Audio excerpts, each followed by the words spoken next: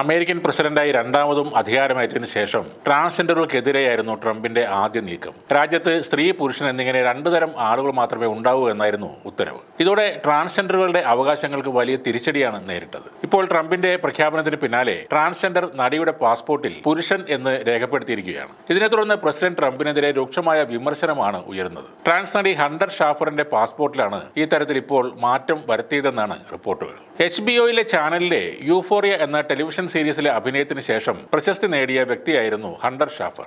Schafer തന്നെയാണ് തന്റെ പാസ്പോർട്ടിൽ പുതിയ നയപ്രഖ്യാപനത്തിന് ശേഷം പുരുഷൻ എന്ന് രേഖപ്പെടുത്തിയ കാര്യം തുറന്നു പറഞ്ഞിരിക്കുന്നത്. ഒരു വ്യക്തിക്ക് സ്ത്രീയോ പുരുഷനോ മാത്രമായി അറിയപ്പെടാൻ കഴിയൂ എന്ന ഭരണകൂടത്തിന്റെ നയം അംഗീകരിക്കുകയാണെന്നും എന്നിരുന്നാലും താൻ ട്രാൻസ് ആകുന്നത് ഒരിക്കലും നിർത്താൻ പോകുന്നില്ലെന്നും ഷാഫർ പുറത്തുവിട്ട ആ വീഡിയോയിൽ പറയുന്നു. പാസ്പോർട്ട് പൂരിപ്പിക്കുമ്പോൾ തന്റെ ലിംഗഭേദം സ്ത്രീയെന്ന് തെരഞ്ഞെടുത്തിരുന്നു. തന്റെ പഴയ പാസ്പോർട്ടിലും ഡ്രൈവിംഗ് ലൈസൻസിലും എല്ലാം സ്ത്രീ എന്നായിരുന്നു രേഖപ്പെടുത്തിയെന്നും അവർ പറയുന്നു. സമൂഹത്തിൽ ഭയമുണ്ടാക്കാനോ നാടകം കളിക്കാനോ വേണ്ടിയല്ല താൻ ഈ വീഡിയോ പങ്കുവെക്കുന്നതെന്നും അതിന്റെ ആവശ്യം തനിക്കില്ലെന്നും നടി പറയുന്നു. പുരുഷനെന്ന് രേഖപ്പെടുത്തിയത് കണ്ടപ്പോൾ താൻ ശരിക്കും ഞെട്ടിപ്പോയെന്നും യഥാർത്ഥത്തിൽ ഇങ്ങനെയൊന്ന് സംഭവിക്കുമെന്ന് ഒരിക്കലും കരുതിയതല്ലെന്നും തന്റെ പാസ്പോർട്ടിൽ പുരുഷനെന്ന് രേഖപ്പെടുത്തിയത് കാണിച്ചുകൊണ്ട് നടി പറയുന്നു. അതേസമയം വിദേശയാത്രയ്ക്കിടെ പ്രശ്നങ്ങൾ ഉണ്ടാകുമെന്ന് താൻ നേരത്തെ പ്രതീക്ഷിച്ചിരുന്നുവെന്നും നടി പറയുന്നുണ്ട്. അമേരിക്കയിലെ ജെൻഡറുകളെ ആണും പെണ്ണുമായി മാത്രം പരിമിതപ്പെടുത്തി മറ്റ് റാഡിക്കലും പാഴുമായ വൈവിധ്യങ്ങൾ അവസാനിപ്പിക്കാനുള്ള ഓർഡറുകളിൽ ട്രംപ് അധികാരത്തിൽ ഏറിയ ഉടൻ തന്നെ ഒപ്പുവെച്ചിരുന്നു. ഇതിന്റെ തുടക്കമെന്നോണം രാജ്യത്തെ ഫെഡറൽ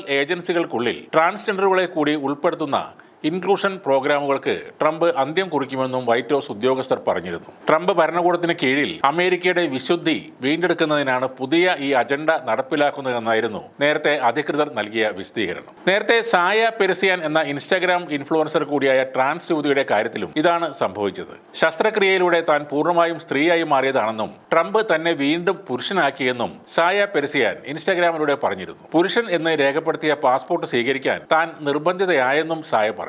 ഓപ്പറേഷൻ നടത്തി പൂർണ്ണമായും സ്ത്രീ സ്വത്വം സ്വീകരിച്ചതോടെ മറ്റ് രേഖകളിലെല്ലാം സ്ത്രീ എന്ന ജെൻഡർ ചേർത്തിരുന്നു. ഇപ്പോൾ വീണ്ടും പുരുഷൻ ആക്കപ്പെട്ടതോടെ നിയമ പോരാട്ടത്തിന് ഒരുങ്ങുകയാണ് ഇവർ.